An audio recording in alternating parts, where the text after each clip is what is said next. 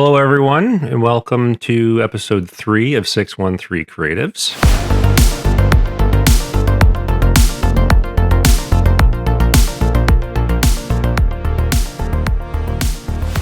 Today, I have with me who I would call a Renaissance man. Originally coming from an extraordinary career in jazz music, he has played, produced, and taught his craft around the world. Since then, he has dived into videography, photography, and graphic design, having founded a multimedia company in Madagascar. Here, he worked with all sorts of individuals and organizations, creating everything from short films to television ads. He recently returned to Canada this past summer with his family after being away for almost 20 years. And since being back, he has lent his expertise to one of my short films, serving as director of photography. I'd like to welcome to the show, Thuryn Mitchel. Hi, Thuryn. How you doing? Hi, Dan. Thanks for having me. Yeah, absolutely. Absolutely. Happy to be here. Great to see you. I know it's difficult to summarize, but give us some background. Tell us about how you got started. Well, I think started a long time ago. My dad is also a guitar player, a very well-known musician here. In Quebec. He's played with who's who of pop music in the 60s and 70s. So we were always having artists in the house. My mom was listening to all kinds of music all day. And so we were I was always, in with these people around. And so from an early age, I was always wanting to do artistic things, naturally. Mm-hmm. So I started out as a magician, actually. Oh, wow. So I was actually performing underage, I should say. Back then in Montreal, in Quebec, it was illegal to have casinos.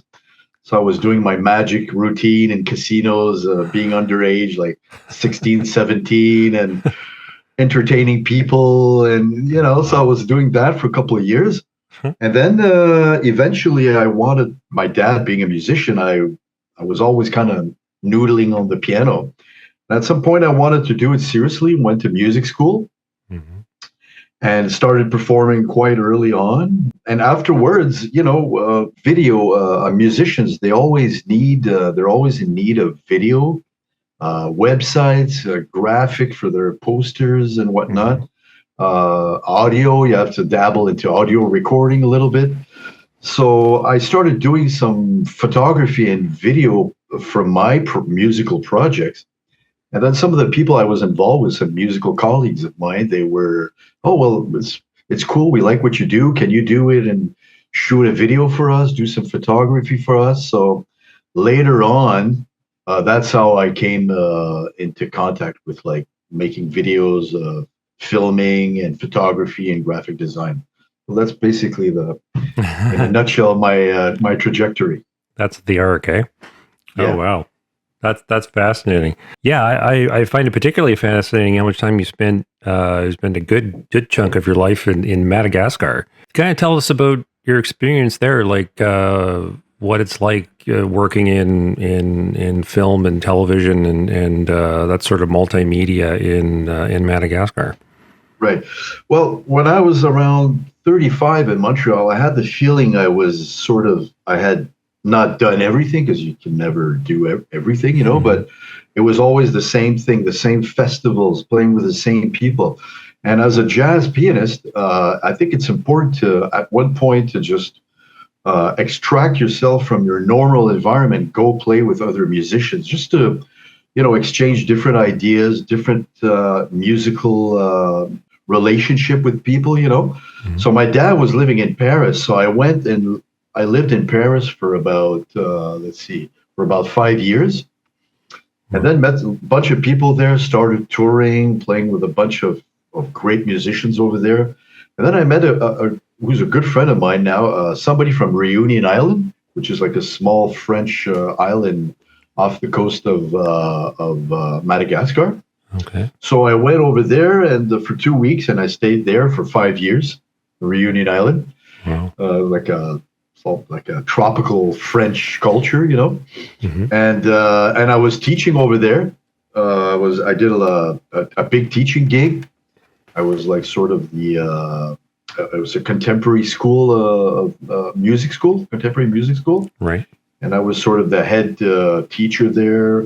I devised the program, the music program for them. Mm-hmm. It was a 3-year program recognized by the French government as a diploma. And Reunion Island is just about an hour away from Madagascar. So I started hopping to Madagascar to play over there, to do some master classes.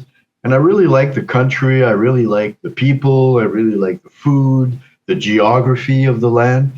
And I was going there like 4 or 5 times a year. And whenever I had some time off from my teaching gig, oh, wow. I was going to Madagascar. And so at some point, I met my future wife there. Aw. And I decided to move there and ended up staying in Madagascar for 8 years. So we eventually got married. We had a daughter, and was there for 8 years. And Madagascar is really it's something to behold because it's such a different country from what we in Canada where we used to, either be socially, either be politically. The mentality is different. The geography is different. Mm-hmm. People are different. Physically, they're not the same type as it's like the language is different. So I kind of like to be just completely thrown off, man. And it's a really interesting culture. Yeah, I've heard it's a very unique environment all around. It's unlike anywhere else. Yeah, and also culturally, like musically, like I don't know if you're aware of this, but in the Indian Ocean, so that's like Mauritius Island, Reunion Island, Madagascar, Seychelles, all this. It's only what we call in English. In French, we say ternaire, la musique ternaire. In English, I think it would translate to triplet feel music.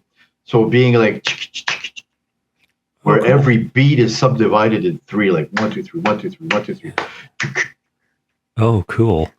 So it's like all their music is all triplet-based music. There's not a lot of binary music, So it was very interesting to be immersed in that music culture of like the triplet thing happening, Yeah, well, because like over here, I guess it's like a more like 1, 2, 3, 4, 1, 2, 3, 4. Yeah, and it's all like so it's like 1 and 2 and 1 and 2. Yeah. So over there is 1, 2, 3, 1, 2, 3, 1, 2, 3, 1, 2, 3. Oh, okay. And it made me realize, like in pop music, in our culture, like the Western world, I guess we could call it, there's never been a single hit, a pop hit, with a triplet undercurrent. Never. Yeah. The only song that I can think of was sort of like a little hit, was a James Brown song called can't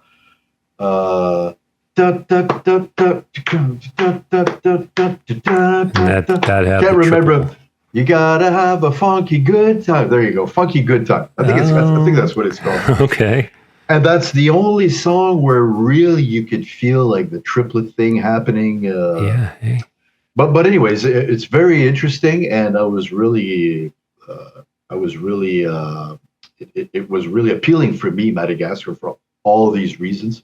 And I ended up staying there for 8 years. 8 years, eh? Yeah. Wow. You told me that you worked in film. You did some short films with some folks.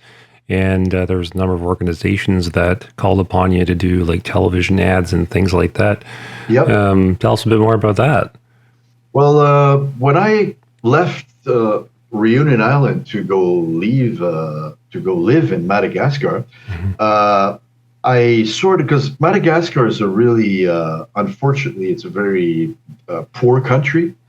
And you can only make a living in certain areas, and certain areas that's kind of more funky, more dodgy, It's making it really hard. So I found that making a living as a musician in Madagascar was almost impossible. But I arrived there in 2016 in Madagascar. left Reunion Island 2016. Okay. And I sort of knew that it was not happening yet, the video boom that we had around this time. Whereas, like, a lot of YouTubers came about, and camera breakdowns and reviews, and it just sort of came out about that time. Whereas like, we could buy like good cameras, good video cameras for cheap, starting with the GH4, GH5, and then Sony went into the ball game, and all these cameras, Fuji later on, Nikons, but it sort of started out around the Canon 5D Mark II, where we could with the DSLR, and then Magic Lantern, you can install Magic Lantern on the camera, and then so it sort of all came out, and it wasn't really still happening in Madagascar. So I said, okay, well, I did some music, I did a little bit of photography, a little bit of videography. Why don't I just create my own multimedia production company? And which I did, and I started off like that. Went to see like hotels, a lot of musicians. I did a lot of music videos over there too. A lot of artistic video, like dancing and stuff like that, experimental stuff too. They were really open about like doing, all this stuff in Madagascar. To much my surprise, and I was doing that, and from word of mouth, you're also in the same business. You know what it is. Your word, your name gets thrown here and there, and after a while, these production houses, that were into publicity, they would need a guy like me to come and devise a concept for their product, and we were shooting it, renting some stuff. I had a team over there. You can't rent a lot of stuff over there, but it's getting better and better. So I was renting mostly lights and stuff like that, and we were shooting many TV ads, a couple of short films, a lot of community management. So for like a company, I would do their videos, would do their photography. There's a company there, a very well-known company in Madagascar, Carambol. It's a clothes, I think they're called a beachwear company. Yeah, mostly for beach and stuff like that. Okay. So for like 2 or 3 years, I was doing all their videos, all their TV ads, the photography. Wow. So I was doing any day, like a week, I could do like 2 days shooting video, and then I would do I would do photography, and then I would still have like a music studio, so I was recording, mixing, mastering, all kinds of Malagasy artists, music artists over there too. Oh wow, that's amazing. Yeah. Well, it's in Madagascar, you kind of have to do all that stuff to make a living. You can't really just focus yourself on one thing, and you can't really get by. So I was kind of doing all that stuff without, it's great, but at the same time, the saying, jack of all trades, but master of none. So it's kind of hard to do all that stuff, but you really have to seek out the knowledge, the information, and get yourself, because I'm mainly self-taught in especially photography and video world. But the knowledge is there, and it's easy to just go seek it out, and So yeah, a typical week would I don't really like routine, So I think it's really, for me, it's like very deadly, the routine. If you do the same thing over and over again. Yeah. I would really feel miserable in a New York minute. So I was enjoying doing all that stuff all the time, Oh, that's fantastic. We touched on one of the things that you did was where you did a couple of short films. Can you tell us a little bit about the short films, what you did, what became of them, who you worked with? Yeah, the goal wasn't to deliver these short films to festivals. It was mainly for me to learn, mistakes, and you know what it is, right? You do stuff, and then, okay, well, next time I'm not going to do this. Next time I'm going to do this that way. I'm going to try to get as much as I can from the actors. So it was more like in an academic way, I would say, Okay. to learn how to do all that stuff. And also, what I terribly miss from the jazz world or the music world, no, mostly jazz, in the video world is that jazz is mainly an instant art form. You just get together with a bunch of guys, you agree on a jazz standard, and you perform and you play right away. Right. I could do a whole night of music with guys that I'd never met, and to even with some musicians that I can't even talk with because we don't speak the same language, and we would still be able to play music for a whole night. Well, And music's a it's universal language, right? yeah, you would just say blues. So let's say somebody who speaks Japanese, and the guy will say, okay, let's say it's the upright bass player. Okay, blues. And then you just start play, and he knows the key. Boom, bam, you're on. So, and in the video world, well, you need to have pre-production, which can take a couple of months. You need to have production, which, you can take also a couple of months. And then post-production, and then the publicity side of things, you have to, take on the festival circuit. And, so it's a very long process. And I was like, okay, how could I try to maybe get this instant feel in videography? Like how could I do something that will not take me months and months on end to prepare and shoot? I like the instant side of things from the jazz world. And then I started checking out. Have you ever heard of a guy named John Cassavetes? I can't say that I have.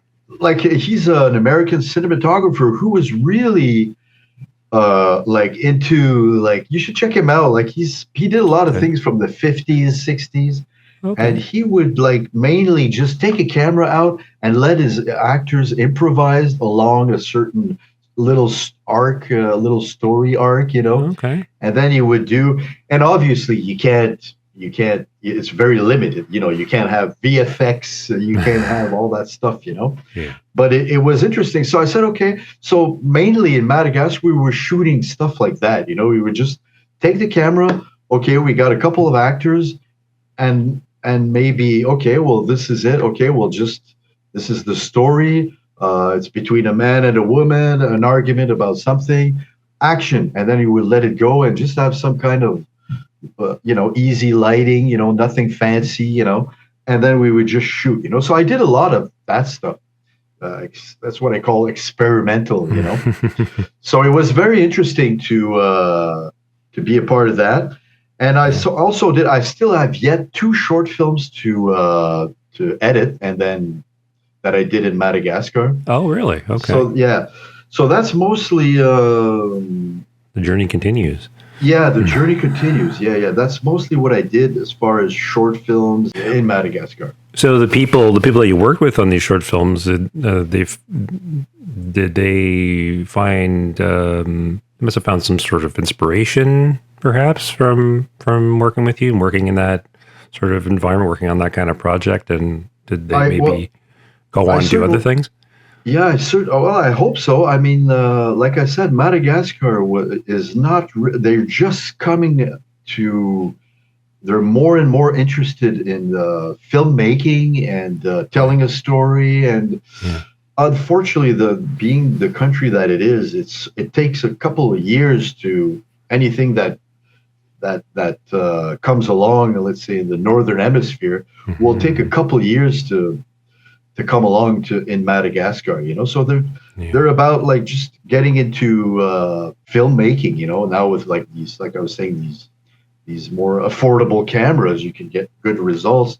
So now they're into that. There's more and more people doing short films. Their music videos are getting much, much better. There's a lot of talent there. So we were all in the same boat. There's the association, I don't know if in English you can call it association, but it's like a grouping of young people interested in filmmaking, whether it be writing scripts, filmmaking, sound recording, everything involved around filmmaking. Right. And I was trying, and because I'm still a student, we're always a student, so I was saying to them, well, listen, if I know something and you can profit from that, good, but like a student, I will always be, so I'll try and pass along what I think or what I learned, how I think it should go and how I think it is. Right. Because there's not a lot of international film happening in Madagascar, Right. So I started filmmaking over there, so I kind of learned on my own, and and I didn't go to film school, which I think is great. If you can afford it, go to film school, but it's not necessary. You don't have to go to film school to do your stuff, There's a lot of great filmmakers that you'd be surprised that never went to film school. Exactly. There's a lot of good musicians who never went to music school either. Wow. So there's a lot of parallels to be made from music and filmmaking, but absolutely. So yeah, but I tried, and I'm being a little bit older than they were, I guess not necessarily better, but just a little bit more experienced in life, so I could, especially filmmaking is all about relation on set. You have to deal with people, you have to know how to talk to people. You can't really explode. You gotta be really on point with all that stuff. So maybe I was a little bit older, so I could teach them some stuff. But I'm still learning. I'm learning every day still. So it's an ongoing process. Oh yeah, it always is. I'm sure even Steven Spielberg is still learning in some capacity. I mean, probably not nearly as much as we are, but sure he's learning a few things. You're always learning, right? Yeah, I think, these guys like Spielberg, there will be lifelong student of the art form. And I think, they have respect for, and also I think filmmaking is evolving like any art form, and it's going in different directions, different ways of shooting, especially now with AI. I know like a lot of studios will want to incorporate AI into their production. So yeah, how do you feel about that? I'm kind of like sitting on two chairs. I can say kind of it's very exciting technology, it's for sure. But at the same time, I don't know if you've seen some stuff from Sora from OpenAI. Like it's pretty impressive. Like it's almost unnoticeable. Like they were imitating drone shots from like a beach and like some coastline. And I'm telling you, I couldn't. And I have a drone myself, and I did a lot of drone shots, and I couldn't really tell the difference, and. So if you mean loss of work for some creative, maybe, I don't know. What do you think? What's your take on this? It is a little scary, but I mean, if we're to trust what the developers of AI are saying, that no, it's not going to replace, it's just going to be an assistant, then I mean, cross our fingers. I hope they're telling the truth. Because it would be a real shame. Can you really trust these guys? Yeah, I know it's difficult to do so for sure. I'm not so sure I do, but I mean, I hope. I mean, nobody wants to be out of work, and I've always kind of felt like, I mean, you see in science fiction how they always say like that. AI is going to become so intelligent that it becomes self-aware and it takes over. And, there's, obviously countless stories of that. I've always been kind of a little bit doubtful of that, because I've always kind of had faith in the human element. And I've always kind of thought, okay, well, I mean, it's nice to think that AI is never going to have the soul, is never going to have that spark. And I would like to think that it also it would never be able to take over that creative spark, the thing that the human element, that makes things special. And if we're totally relying on AI and computers to create our art, I think I have faith that You know, it's that human spark and creativity, and be able to, you know, broaden minds and horizons. I don't think a computer could do Right. that. I think the human spirit is what brings that out in people. So, yeah. Well, I certainly hope you're right. And AI, like AI right now, like in the music world too. It's taking the music world by storm. Whereas, Hmm. like, I personally think I'm really scared for photographers. Actually, Yes, that's I yeah. think photography will be the main. Impact. It will be the impact will be felt the most. Will be photography, quite Hmm. more than video. I think Yeah, filmmaking. yeah. I think photographers are gonna, let's say you want like some CEO wants some headshots of him or something. So the Hmm. photographer will take about 20 photographs of him, and then you can incorporate the CEO in whatever background they want after that. You know, Hmm. they will. So you can. They will still have stuff like that. You know, but like, let's say, okay, I want some kind of beach island with a sunset, and Hmm. that's going to be easily. So I think Yeah, photography will be impacted more yeah, so than and maybe music too. yeah, Video, I'm not sure yet. I think we're not there yet, obviously. yeah, yeah, But photography is with all these AI models out there. It's getting really yeah, impressive and yeah. scary for Yeah, sure. it's scary, definitely. Yeah. Let's have at least I mean, I'm going to try and have faith that it just, you know, just doesn't have the will never have the capacity Well, to yeah. reproduce the human element, you know. The But pro- the, the we problem is, if you don't mind, if I interject on what you were yeah, saying. yeah. Just Um, we only have about 6 minutes left, so okay, yeah, it's about also how we value creativity in our society yeah, in very true. Yeah. 2024. You know, Hmm. like I find like creativity isn't valued anymore as it used to. You know, Hmm. and in many fields too. Like I don't know. Do you know this guy's channel on YouTube, Rick Beato? You know this guy, this a guitar player. No.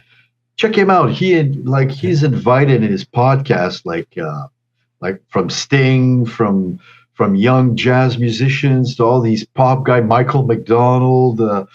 He's basically the guy right now, and he was saying like bands nowadays, bands they don't exist anymore. Like out of 400 number one hits, maybe three bands were in there in the last Yeah, 10 it's years. So bands are like, bands, whereas the lead singer, somebody's composing, the guitarist is composing, and then, so like creativity this is just one example, but it's like you were saying, oh, creativity is going to shine through. Yeah, but I don't think people, they don't care really much about creativity yeah. now. I, That's the tragic. That's the most tragic part. I think. You know, is that it's the artists themselves that value the creativity. It seems yeah, a lot more nowadays. It's a battle, right? I kind of yeah. feel like it's a battle. It's a Um, battle we've already lost. I'm not optimistic at all. oh no. No, no, no, no. I think we're Well, going to go even further down the line, and you yeah. have to go see all the science fiction stuff, like from Hmm. Asimov and all these writers. They don't paint a really positive future for all of that. All these movies too. That Yeah. sort of. Well, I personally, I'm not willing to give up the fight. I'm sure you're not either. It's, you know, I'm No, sure but we can yeah, revive. I'm sure yeah. we can revive creativity. But yeah, Hopefully, we do have to wrap up. We've only got about 3.5 minutes left. sure. So the one point, if you can throw it in really quickly, Thuryn, that I wanted to get from you. Well, one thing I wanted to mention was that you know, I've been doing this a long time in a lot of different areas.